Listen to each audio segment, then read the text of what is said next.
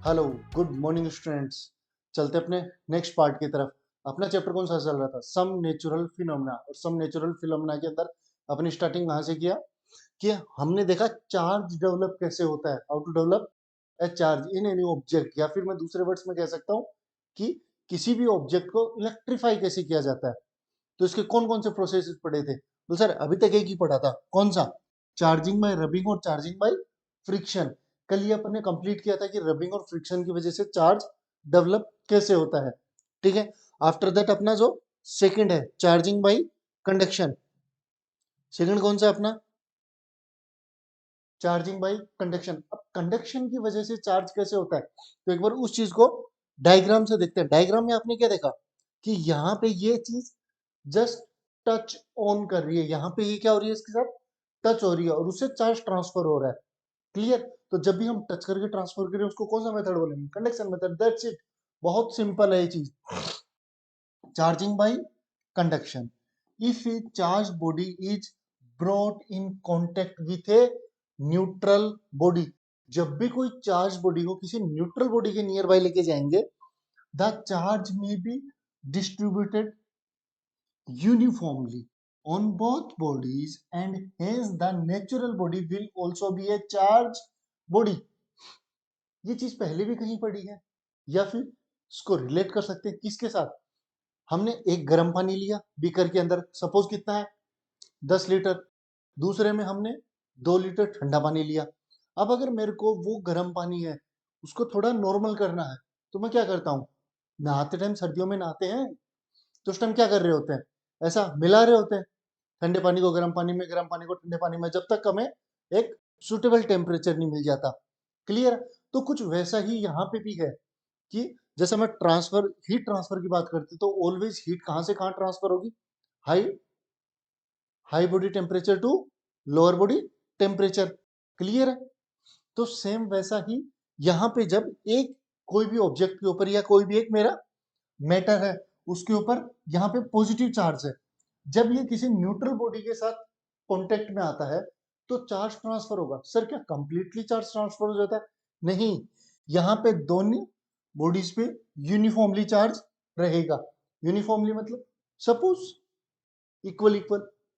कैसे? जैसे मैं मानता हूं कि एक 40 लीटर, जैसे मानता हूं इक्वल अमाउंट का वाटर लेते हैं, एक 40 डिग्री सेल्सियस, एक 80 डिग्री सेल्सियस।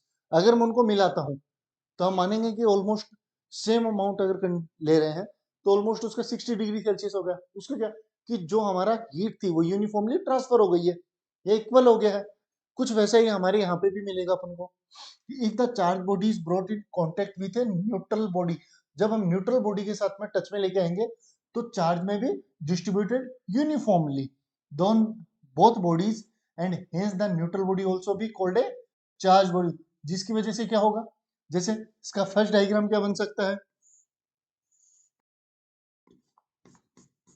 कुछ ऐसा, ये मेरा पार्ट भी है जिसके ऊपर पॉजिटिव चार्जेस है। अगेन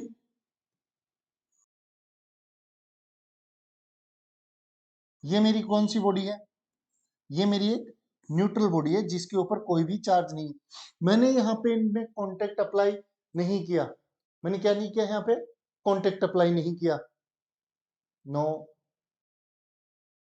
ठीक है, यहाँ पे मैंने कांटेक्ट अप्लाई नहीं किया। देन ये क्या है? मेरी मेटल रोड है।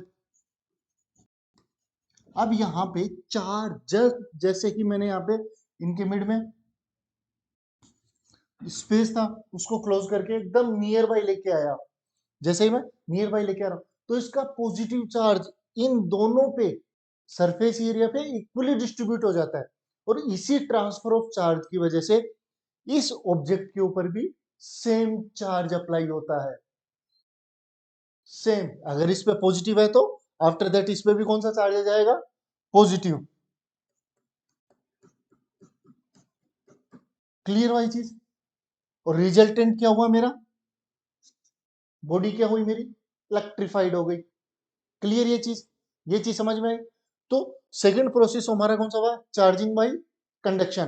कंडक्शन के थ्रू हम ऑब्जेक्ट को कांटेक्ट में लेके आते हैं, वहां पे मेरे क्या होगा? चार्ज ट्रांसफर होगा। ओके, ये चीज क्लियर है?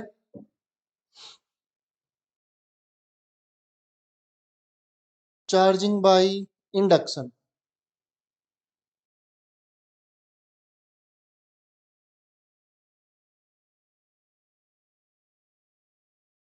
क्या डायग्राम विजिबल है?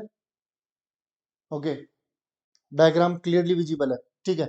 कई बार रहता है ना, जूम करने से पिक्सल स्प्रेड आउट फट जाते हैं एकदम, ठीक है। तो एक बार देखते हैं, सबसे फर्स्ट कौन सा था? चार्जिंग बाय रबिंग या फ्रिक्शन प्रोसेस। सेकंड कौन सा था? Charging by conduction. दोनों में कांटेक्ट होना जरूरी है। दोनों चीजें कांटेक्ट में आने के बाद में ही सेकंड चीज को क्या करेंगे? चार्ज करेंगे, इलेक्ट्रीफाई करेंगे। थर्ड कौन सा मेरा? Charging by induction. क्या इस मेथड के अंदर कलर कोडिंग बहुत कंपल्सरी है, ठीक है। Charging by induction. अब इंडक्शन क्या होता है? इंड्यूस्ड, इंड्यूस्ड पैदा करना। अब ये जो वर्ड है इसी के साथ एक चीज कनेक्टेड है कि इंड्यूस्ड पैदा करना। जैसे दो स्टूडेंट है, वो एक दूसरे को टिकल कर रहे हैं, चिढ़ा रहे हैं, तो उसने उसके अंदर गुस्से को इंड्यूस किया, बढ़ावा दिया।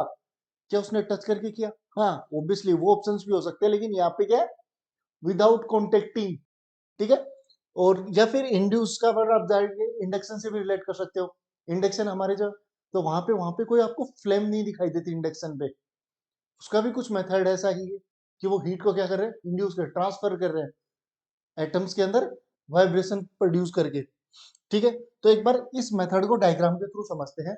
सबसे फर्स्ट मैं क्या देख रहा हूं? Separation of charge. कैसे होगा?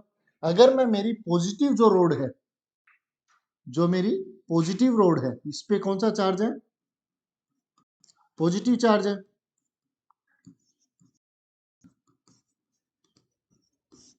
पॉजिटिव चार्ज रोड को एक न्यूट्रल एलिमेंट के नियर बाई लेके जाता हूं, तो क्या ये जो पॉजिटिव चार्ज है, न्यूट्रल का मतलब क्या हुआ? क्या उस पर चार्ज होगा या नहीं होगा? ऑब्वियसली होगा, और सेम अमाउंट का रहता है। कोको, सेम अमाउंट का चार्ज रहता है उस पर, ठीक है। तो यहाँ पे क्या रहेगा कि ये जो पॉजिटिव चार्ज है, ये उस सरफेस के नियर बाई जाते ही जो जो पॉजिटिव चार्जेस जहां भी है उनको क्या करेंगे? रिपल करेंगे। क्लियर है? क्योंकि सेम चार्जेस रिपल्सन अप्लाई करेंगे, और अगर अपोजिट चार्जेस की बात करता हूं तो अपोजिट चार्जेस को क्या करेंगे? अट्रैक्ट करेंगे। क्लियर ये चीज? अब यहाँ पे ये positive charge in neutral body के नियर बाई जाते ही हमारे पॉजिटिव चार्जेस को एक पॉइंट की तरफ धकेल देता है, और नेगेटिव चार्जेस को दूसरे पॉइंट की तरफ ले आता है अट्रैक्शन की वजह से। आफ्टर दैट मैं क्या करूंगा? इस न्यूट्रल बॉडी को ग्राउंडेड कर दूंगा। क्या कर रहा हूं? ग्राउंडेड। ग्राउंडेड का जो सिंबल है वो आपको हमेशा कुछ ऐसा दिखाई देगा, ठीक है। लाइनें छोटी होती हुई जाएंगी, ग्राउंडेड का सिंबल आपको कुछ ऐसा ही दिखाई देगा। अब ये जितना भी पॉजिटिव चार्जेस था वो क्या हुआ? ग्राउंडेड हो गया। अब रिमेनिंग, जैसे ही मैं थर्ड स्टेप के अंदर इस ग्राउंडेड सिंबल को, कनेक्शंस को क्या करता हूँ? रिमूव करता हूँ। यहाँ पे मेरे पास रिमेनिंग कौन सा चार्ज रह गया? Negative charges. क्लियर है? और वो मेरे कंप्लीट इस न्यूट्रल एलिमेंट, या मैं न्यूट्रल तो नहीं बोलूंगा, इस एलिमेंट के अंदर कंप्लीटली क्या होगा? स्प्रेड आउट हो जाएगा। अब इस रोड को मैं रिमूव कर सकता हूं। क्या मैं इस एलिमेंट को चार्ज कर पाया? बिल्कुल कर पाए। कौन से कौन सा चार्ज आया? बोला सर नेगेटिव चार्ज आया। तो क्या इलेक्ट्रिफाइड हुआ? Of course. तो ये नेगेटिवली चार्ज एलिमेंट बन गया है, वो भी without contacting to any other metal या ऑब्जेक्ट। ये पॉइंट क्लियर हुआ? ठीक है, एक मिनट। ओके, अब यहाँ पे एक बार के लिए हम इस थ्योरी को भी रीड करते हैं कि when a charged body is brought near to a neutral body, हम एक चार्ज बॉडी को किसके पास लेके गए थे? एक न्यूट्रल बॉडी के पास। Same polarity charges of neutral body will go away from that end. Reason? क्योंकि सेम चार्जेस क्या करते हैं? रिपल्सन अप्लाई करते हैं। And accumulate on the other end. Accumulate मतलब इकट्ठा हो जाना। जैसे मैंने पॉजिटिव चार्ज को इसके पास लेके गया था, तो जितने भी पॉजिटिव चार्जेस थे वो सब किसी दूसरे एंड पे या अपोजिट एंड पे एक्यूमुलेट हो गए थे। Whereas the opposite polarity charges will come closer to the and the other body will behave like a charge body. अब यहाँ पे क्या हुआ, जो अपोजिट चार्जेस थे उनको मैंने ग्राउंडेड कर दिया, देन जो रिमेनिंग मेरे पास नेगेटिव चार्जेस था वो कंप्लीटली क्या हुआ, स्प्रेड आउट हो गया और मेरी बॉडी इलेक्ट्रीफाइड हो गई। ये प्रोसेस कौन सा था, इलेक्ट्रिफिकेशन। तो किसके थ्रू आउट किया मैंने, इंडक्शन। तो हमारे पास सबसे first rubbing, second conduction, third induction या इंड्यूस्ड। अब यहाँ पे एक नोट देखना है, इस नोट को एक बार गौर से देखिए। हम यहाँ पे डिफरेंशिएट करेंगे कंडक्शन और इंडक्शन को। कंडक्शन रिक्वायर्स डायरेक्ट कॉन्टैक्ट, जो कंडक्शन होगा उसको क्या लगेगा सर, कॉन्टैक्ट में आएगा, okay, with the conductor. Induction does not require direct contact with the conductor. अब यहाँ पे एक सिंपल सा डिफरेंस हो हमारे पास, रबिंग या फ्रिक्शन के अंदर तो ऑब्वियसली आपको पता है कि वहां पे कॉन्टैक्ट जरूरी है, लेकिन इंडक्शन के अंदर हमें कॉन्टैक्ट की रिक्वायरमेंट नहीं है, जबकि कंडक्शन के अंदर हमें कॉन्टैक्ट की रिक्वायरमेंट होती है। ये चीज क्लियर हुई, ठीक है, ये पॉइंट क्लियर हुआ आपका। अब एक रिमेनिंग हमारे पास लास्ट पॉइंट रिमेनिंग रहता है, चार्जिंग बाई आयनाइजेशन। ये डायग्राम आपको कुछ ऐसा केमिस्ट्री जैसा लग रहा होगा, ठीक है, लेकिन एक बार देखते हैं इसको कि आयनाइजेशन क्या होते हैं।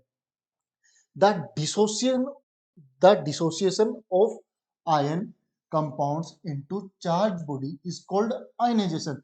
जब भी कोई बॉडी है, जैसा मैं NH4Cl की बात करता हूँ, NH4Cl मेरे कंपाउंड है, वो जब ब्रेक होगा, ठीक है, तो एक पे पॉजिटिव चार्ज कैरी करेगा, एक पे नेगेटिव चार्ज कैरी करेगा। किस बेसिस पे, एक बार डायग्राम देखते हैं। जैसा मेरा NH4 और HCl है, ये दो कंपाउंड्स है, ये जब क्या होंगे, डिसोसिएट होंगे, ब्रेक होंगे, तो मेरे जो NH4 है वो हाइड्रोजन का प्लस एटम, क्यों, क्योंकि वहां पे वो एक क्लोरीन को इलेक्ट्रॉन्स दे देता है।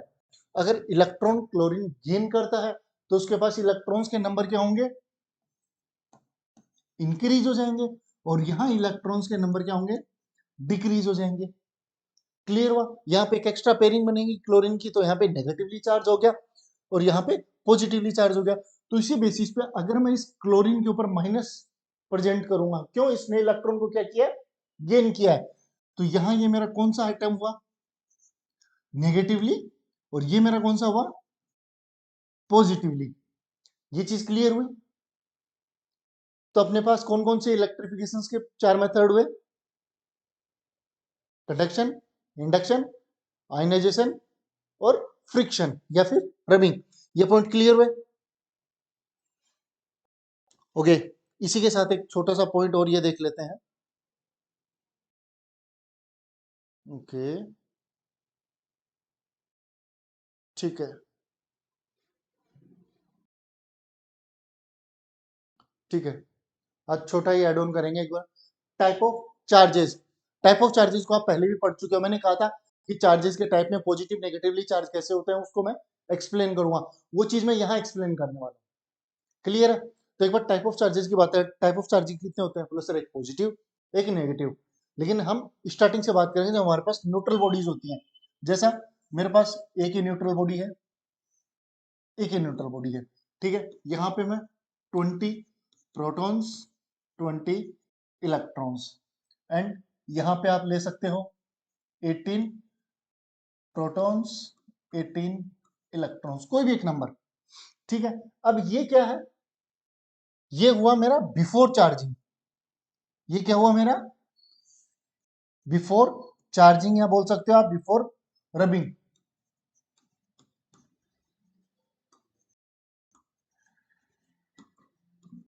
बिफोर रबिंग या बिफोर चार्जिंग।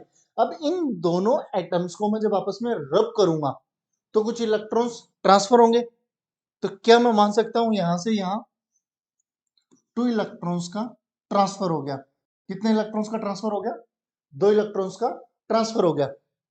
तो यहां पे मेरा आफ्टर रबिंग कितने इलेक्ट्रॉन्स रिमेनिंग हुए, कुछ ऐसा एक बार इरेज कर दें इनको,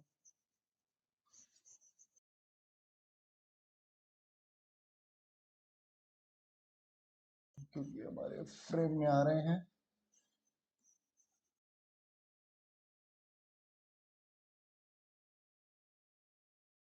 क्लियर है?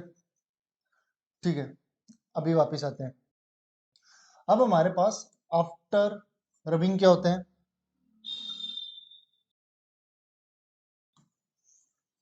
दो ये एटम। अब स्टार्टिंग में अगर इसके पास 20 प्रोटॉन्स थे, रबिंग के बाद में कितना होगा? 20 प्रोटॉन्स ही रहेंगे।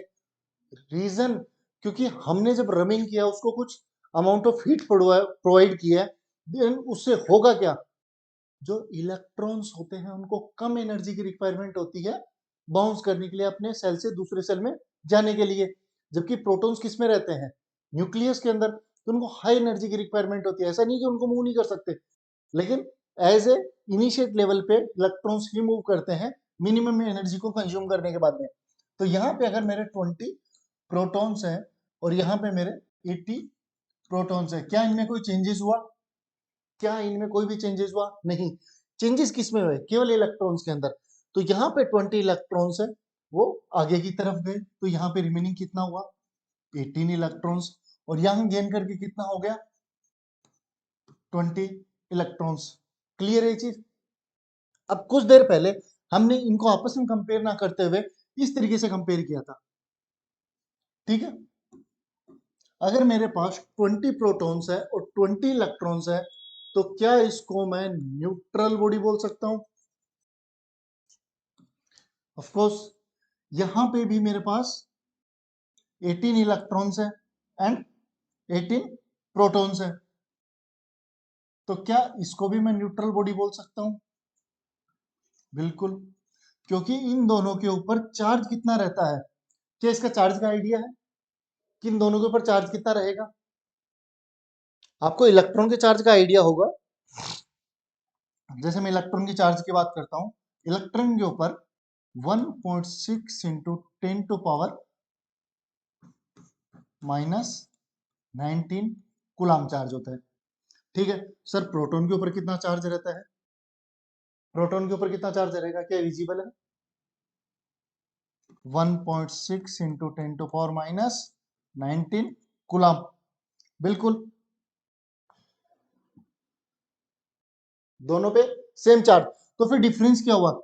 डिफरेंस हुआ इलेक्ट्रॉन के ऊपर नेगेटिवली चार्ज होता है, प्रोटॉन के ऊपर पॉजिटिवली चार्ज होता है। अमाउंट दोनों की सेम है। ये पॉइंट क्लियर हुआ? अब अगर मेरे को एक चीज बताओ, यहाँ पे अगर 20 प्रोटॉन्स है 20 इलेक्ट्रॉन्स है, तो क्या वो एक दूसरे के चार्ज को कैंसिल आउट नहीं करेंगे? तो इसलिए मेरी क्या हुई? Neutral body. आफ्टर दैट इसकी बात करेंगे तो 18 प्रोटॉन्स 18 इलेक्ट्रॉन्स है, ये भी मेरी क्या हुई? Neutral body. अब यहाँ पे देखिए, क्या यहाँ पे न्यूट्रल बॉडी है? नहीं। यहाँ क्या होगा? इलेक्ट्रॉन की डिफिशियंसी। और जब इलेक्ट्रॉन की डिफिशियंसी है तो उसको क्या कहेंगे? Positively charge object. और ये क्या होगा? यहां पे कंपैरिजन करो, 18 प्रोटॉन्स 18 इलेक्ट्रॉन्स को बैलेंस आउट कर देंगे, लेकिन अभी भी 2 इलेक्ट्रॉन की एक्सेस है। और जब इलेक्ट्रॉन की एक्सेस होते हैं तो नेगेटिवली चार्ज बॉडी। ये चीज पॉइंट क्लियर हुआ? हैंड राइटिंग इस पे बहुत खराब चल रही है, धीरे धीरे इंप्रूव होगा ये प्रोसेस भी, क्योंकि जैसे ही स्क्रीन चेंज होते हैं हैंड राइटिंग का बहुत इफेक्ट होता है, ठीक है? तो नेगेटिवली चार्ज बॉडी। लेकिन क्या आपको ये चीज पॉइंट क्लियर हुआ कि मेरा पॉजिटिवली चार्ज एटम कौन सा हुआ, नेगेटिवली चार्ज एटम कौन सा हुआ? ये कंसेप्ट क्लियर हुआ? अब इसी कंसेप्ट को अपन थ्योरी के बेसिस पे देखेंगे कि types of charges. There are two types of charges, first is positive, second is negative. In fact whenever any one of the process is adopted to develop charges, कौन से process की बात की है? ऊपर जो अपन 4 प्रोसेसेस चार्जिंग को develop करने के पढ़ गया उनकी बात की है। It is the transfer of electrons only. इस चीज को हाईली मार्क कर लीजिए, इलेक्ट्रॉन्स ओनली। ये चीज आपको एक सिंगल इनलाइनर क्वेश्चंस में 10th क्लास तक पूछी जा सकती है, या आगे भी पूछ सकते हैं कि इलेक्ट्रिसिटी को ट्रांसफर करने के लिए कौन से मॉलिक्यूल्स या एटम्स रिस्पॉन्सिबल होते हैं? कौन से होते हैं? पॉजिटिव चार्जेस या नेगेटिव चार्जेस, या बोथ, या नन ऑफ देम? तो आपका आंसर क्या होगा? Only electrons, negatively charge atom responsible होते हैं। क्लियर वाली चीज?